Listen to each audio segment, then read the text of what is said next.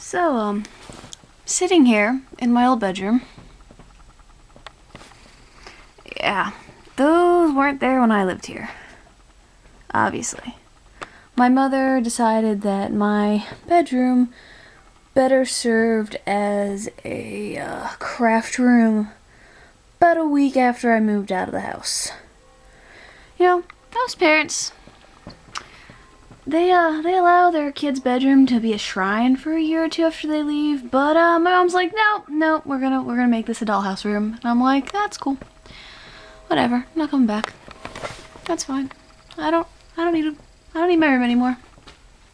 I'm a big kid now. Sweet, yep. That noise is Issa on the floor. I think she wants up. So, since I don't have a place to stay in my parents' house, because obviously, this room's kind of full, I brought my beautiful Gypsy Air mattress that I had to sleep 3 months on when I first moved to Arizona, because I had no bed. Let me get the dog. Come here. Come here. Don't run away from me. Come here. Yeah. Alright. There. Oh, here for the bed. There. You happy? Cool. Yeah. I think there's actually a hole in this air mattress, which sucks a little bit. Because, I liked using it, and it was like $80. Oh well. Maybe I can find the hole and patch it. There's Issa. She's wearing a coat. Stop moving. Come here. Yeah. You're being videotaped or whatever. Oh, that was my phone. I wonder who texted me. Hi, Issa. Oh, sorry. There's Issa. Isn't she gorgeous? She slept for, the whole 30 hours of our travels. That was nice of her. She didn't really cause too much of a stir, except in the hotel room we stayed at, which, by the way, was Bates Hotel.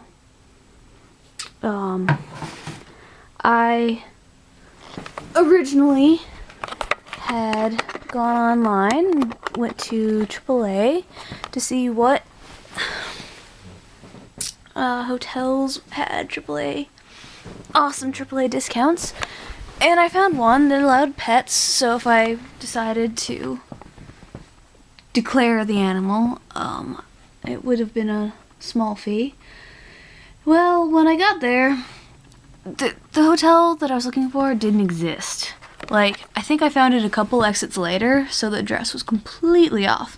Instead, I found this well-advertised by a giant light board, $29.99 a night hotel room. And I'm like, okay, I don't think I'm gonna die here. So I stopped. It's like 10 o'clock at night. Some dude with 300 scratcher tattoos up his arms is working the counter, and I'm like, hi, I want a room. He's like, cool, ID. I'm like, okay, so I handed him my ID, and he stares at it for 2 minutes. He's like, how old are you? I'm like, 23.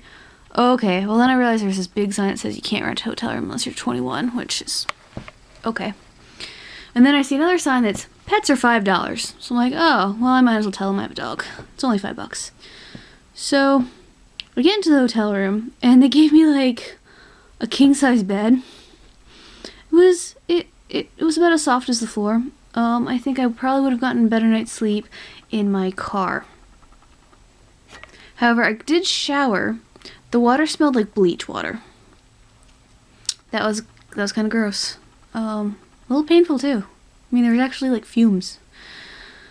The cable they had was really fuzzy, and there was about 10 channels of Spanish and 10 in some type of holiday Jesus cheer form. I really think they were just religious channels. So I watched the one that was in Spanish talking about Jesus. Or Jesus. There were kids running up and down the alleyway or whatever that the rooms were on, screaming until 3 in the morning. I could hear other dogs barking. And what was really gangster is this giant tour bus with some rapper on the side. I've never heard of him. I have no idea who he was. I don't even remember his name. Something with big in it. So, that could be one of 8,000 rappers. Parked right behind my car. The next morning, when I checked out, I realized, like, the whole front of the hotel rooms were all taken up by whoever was on that tour bus. Because all these guys in, like, Ed Hardy and Affliction shit walked out looking all pimp, and then some woman was in skin-tight, baby-fat clothes. And I'm like, wow, you must be the rapper. Awesome. They just stared at me, and I'm like, yeah, respect the Hello Kitty beanie. Fuck you. Well, I got on the road, my back really hurt already, and it's like 9 o'clock in the morning, and I'm like, oh, Texas. God bless Texas. Drove through Texas, drove through Oklahoma, drove through Missouri. Missouri is a painful, painful state. It is gray and dreary. Oklahoma's worse, because from the minute I got onto the highway until the minute I entered Missouri, no joke, it was under construction. The 40, the whole way through the state, was under construction. There was maybe like 3 miles that wasn't under construction. What's even better is they charged me $8 in tolls to drive on their shitty roads. Like, seriously, where does all this money go? Not your roads. Missouri was painful, like I said. It looks kind of like Ohio. Well, I guess all the states kind of look the same at one point. They blend, and I didn't even realize I drove through Illinois until I was at a gas station, and something said Illinois, and I'm like, oh, when did I enter in Illinois? And then I'm like, oh, hey, I'm in Indiana. Okay. Yeah. So, Missouri made me want to die. It kept going on and on and on. And then I finally got to Indianapolis. I'm like, I'm almost home. At some point, I thought it was a really good idea to just drive straight through. I was going to stop in St. Louis, Missouri, but Missouri was so depressing that I'm like, no, I think I'm just going to take the hit and keep driving and driving and driving until I die. Or I need to stop at a gas station or a truck stop or something and sleep for a while. No, I made it 19 hours. I don't think I realized when I made the decision that I would be driving 19 hours. And then it would be 6:30 in the morning when I finally got to Whitehall. Yeah, I don't actually remember the last 6 hours of my trip, other than I know I listened to the Alkaline Trio a lot. Really, really loud. Old Alkaline Trio, though. The really angry, drunken stuff. Maybe a little Anti-Flag was in there, some Dropkick Murphys, just powerfully raging, angry punk. Leftover crack. Gotta get that gutter punk in there, keep you awake.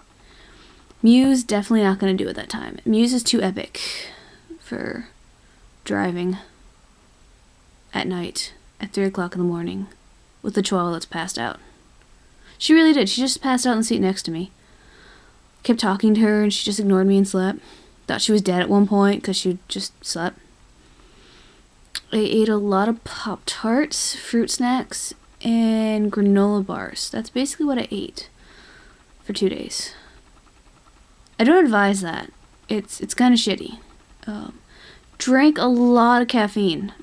Probably enough to kill a small pachyderm. Got into Whitehall at 6:30 a.m., like I said. Woke up Kelly. She was all excited, really sleepy. She ended up staying awake until she had to go to work.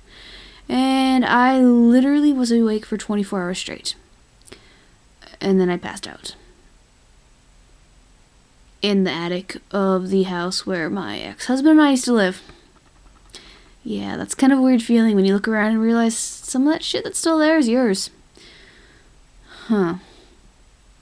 Well, now I'm at my parents' house in what used to be my old bedroom, now the craft room, dollhouse place. Just waiting for my parents to get home so I can surprise them and be like, woo! Well, Merry Christmas. I must really love my parents. Yeah, I'm gonna go with that.